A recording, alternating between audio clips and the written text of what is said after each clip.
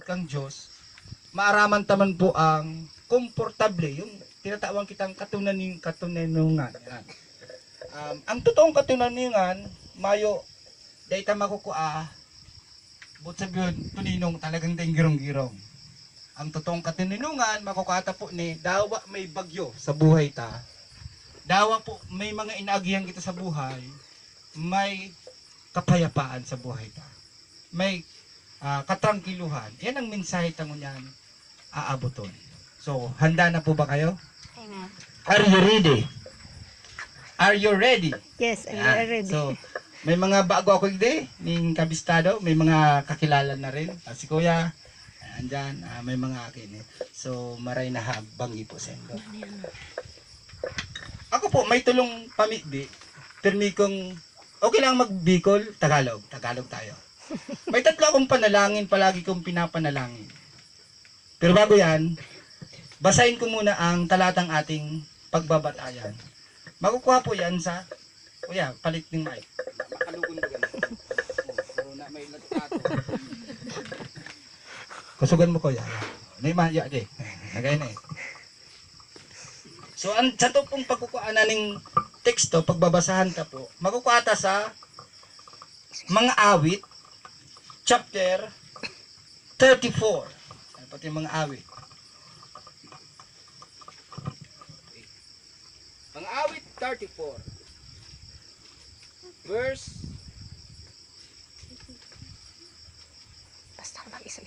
Verse 18. Mga awit 34, verse 18. Araw po kanya ang sinasabi sa Tagalog. Tinutulungan niya mga nagdurusa at di binibigo ang walang pag-asa. Sinong niya? Ang Panginoon. Mas magayon sa English. Pero babasahon ta sa English kasi mas maiintindihan ta pang maray ang tataramon kang English po hindi. Araw kani ang pakasabi sa English. The Lord is close to the broken-hearted. Oh, di ba mas madali-dali? The Lord is close. Close means malapit, close to the broken-hearted and saves who are crushed. Bakit itong crush? Ya? Bakit itong crush? Itong crush. Itong crush means nirunot, dinurog. In spirit. So tatatanda itong mga word na ito. Sabi digdi sa New International Version, the Lord is close to the broken-hearted and saves who are crushed, nirunot, in spirit. Sa NLT naman, sinabi naman digdi, the Lord is near. Duman sa bago? Close. Ano? Ini near, malapit. Ito close, dukot siyang maray. To those who are discouraged. And discouraged means kabaliktaran kang encouraged. Discouraged means nawawaraning pag-asa. He saved those who have lost all hopes. Ito talaga maanang pag-asa, makanang nahiling na liwanag. So araw po kayo nang tataramon kang sa tong pagbabasihan mo niyang kang tataramon. Okay, balikan ta. Sa aral daw kong pamibi, sa araw-araw kong panalangin, meron kong tatlong panalangin. Hindi ako nanalangin ng pera, hindi ako nanalangin ng kayamanan. Ito yung tatlo kong panalangin palagi. Number 1, Lord, bigyan mo ako ng pagkatakot sa iyo. Lord, tulungan mo akong magkaroon ng banal na pagkatakot o paggalang sa iyo. Yan number 1. Pangalawa, ito yung panalangin kong pangalawa. Lord, bigyan mo ako ng pag-ibig mula sa iyo upang bahagi ko rin sa iba. At ito yung pantatlo kong hinihiling palagi. Lord, gawin mo akong broken hearted. Ito yung pantatlo ko. Lord, gawin mo akong broken hearted. Oh, si pastor. Ang sama ng pag nagiging broken. Diba? Sinong ano na dito? Binasted. O naghiwalay ng girlfriend. Diba masakit? Pero itong sabi ng Panginoon, ang Diyos ay malapit. The Lord is near. Saan? To the broken hearted. Tayo po ngayon ay mga broken hearted. Bakit? Pag sinabing broken-hearted, may nahiwalay sa atin na ano? Mahal natin sa buhay. That's why you are broken-hearted. Ibig sabihin ng broken na ito, may nagpaalam. Ibig sabihin ng broken na ito ay hindi natin makikita na siya kahit kailan. At ang ibig sabihin ng broken, na break na. Ibig sabihin, dati na kayong may ugnayan, ngayon po ay wala na. Pero ito ang sabi ng Panginoon, the Lord is near. Ano ang near? Malapit. Malapit. Ito yung palagi kong panalangin. Lord, gawin mo akong broken-hearted so that palagi kitang kasama, palagi kitang kadikit. Ito yung maganda sa mga broken-hearted. Ito yung maganda. Ang Panginoon ay malapit sa inyo, sa inyong mga puso. Andito siya. Hindi ako nagsabi nito, ang Bible nagsabi nito. Ang unang makakaintindi po, sa totoo, walang iba, dumaan din ako sa ganyan. 8 taong, 10 taon na nakaraan. Nung mga panahon po na yon, ako'y broken-hearted. Bakit? Ang aking misis, yan, tatlo kong anak na yan, si Chacha, nakita nyo, maliit pa yan si Chacha. Namatay na ang kanyang mama. Si Clinton, maliit pa yan. So, 10 taon nakalipas, ako'y broken-hearted. Alam ko ang pakiramdam ng nawawalan ng pag-asa. Alam ko ang pakiramdam ng walang kasama. Alam ko ang pakiramdam na iniwanan ka na. Alam ko ang pakiramdam na masaya pag maraming tao, pero pag ikaw na lang, tayo na lang, madarama mo ang bigat ng broken-hearted. Nakuha ba? Nakuha ba? So, ang unang makakaintindi dyan, ako po'y nakaranas din ng ganyan. Actually, itong talatang ito yung nabasa ko sa isang maliit na talata. Hindi pa po ako pastor noon. Wala pa akong pakialam sa Bible. Wala pa akong pakialam sa Diyos. Pero, nabasa ko to minsan sa isang English, sa isang nakapaskil. Sabi daw, the Lord is near. Sa isang translation, the Lord is close. Saan? To those who are broken-hearted. Sa ibang version naman, discouraged.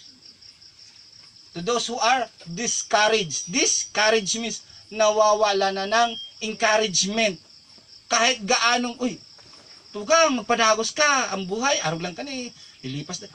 Tawa ko ranong encourage sa to. Tawa ko ranong pagbibigay sa atin ng lakas ng loob, andun pa yun yung broken-hearted. Diba? Pero itong sabi ng Panginoon, siya ay nasa atin. Siya ay malapit sa atin. Pag broken-hearted, parang naranasan ko na to ha. Nung ako'y binata pa, hindi ako masyadong pinapansin po pag na broken-hearted yung sa girl. May kapalit yan. Bata pa, pwede pang maghanap uli. Para pa siguro, 10 ang kailusyon. Pero dahil pag-ibuhon niya na. Kasi pag na broken-hearted, huwag naman palit. Pero yung walan ka ng kaisa-isa, ito yung naramdaman ko ha. Talagang pakiramdam niyo po yung pinunit yung puso mo. Yung ang kirot andoon. Naaalala, nagpa-flashback yung mga nakaraan. Naramdaman niyo po yun? Bigla yung parang narinig mo, parang nakita mo andoon, parang bumalik yung mga alaala.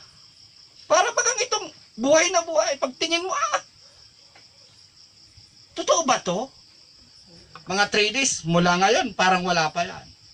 Pero pag nagsimula na, 4 days, up to 7 days, lalo pag kinalagay na sa karo, alam ko ang pakiramdam ng tinatawag na broken-hearted. Sa mag-girlfriend, pwede pa, kaya pa yan. Kasi may kapalit, ang dami dyan. Pero yung tatay, yung asawa, yung tugang, mahirap palitan yan. Mm. Nag-iisa lang yan. Alam ko pakiramdam yan. Alam ko kung paano wala ng kasama sa buhay. Pero bakit ito yung pinapanalangin ko? Sabi ng Panginoon, ako'y malapit sa iyo.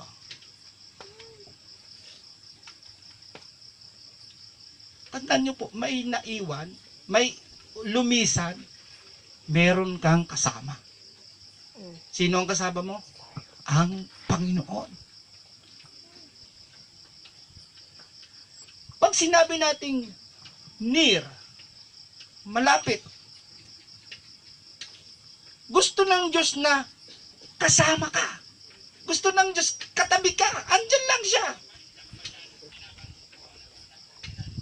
Walang ibang paraan po para mas maging malapit tayo sa Panginoon sa panahon na ito. Kaya kung ako papaunrahan lang, gusto ko gabi-gabing preach dito.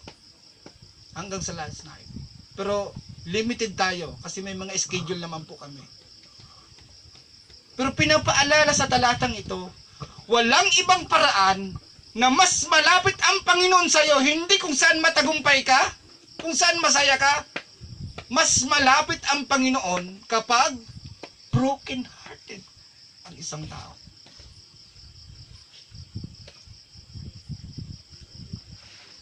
May sinasabi naman sa isang version, close. Diba? Kanina, near. Yung isang version ay close. Pag sinabi naman close, ito namang realization ko sa close. Pag sinabing close, ibig sabihin po nito, may special kang pribilehiyo sa Diyos. Ibig sabihin, merong isang pabor sa iyo ng Diyos na wala sa iba. Bakit? Close kayo eh. Nakuha po? Kapag close ka sa isang tao, mas, sabi nga, kung malapit ka sa kalan, mataas ang tsansang maulingan. Tama ba? So, ganyan ang kasabihan ng pagiging close. Meron kang special na pribilehiyo para sa kanya. At hindi yan ibinibigay sa akin, naranasan ko niyan, hindi yan binibigay sa mga tagapakinig, kundi iyan po ay special na pribileyo para sa buong pamilya ng naiwan. Tandaan niyo po yan. Ibig sabihin, nag-iintay lang siya. Nakatingin tayo minsan sa ating mahal sa buhay, pero hindi natin nakikita o alam ang isang parte ng buhay na ang Diyos ay close kayo sa panahon na ito.